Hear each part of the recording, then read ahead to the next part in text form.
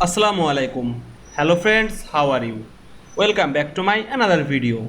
In this video, I am going to show you how to hide gridline in InDesign shortcut. Let's get started. At first, open your Adobe InDesign software.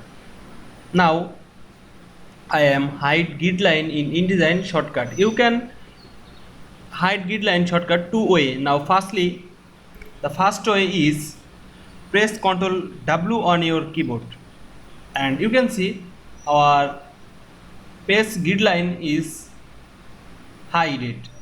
Then press again W. This gridline is show it.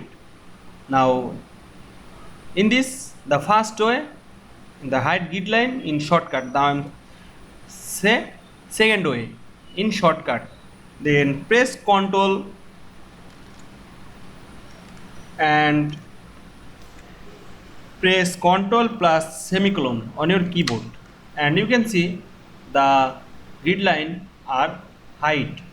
Now you can see hide gridline in InDesign shortcut very easily. I hope you enjoyed my video.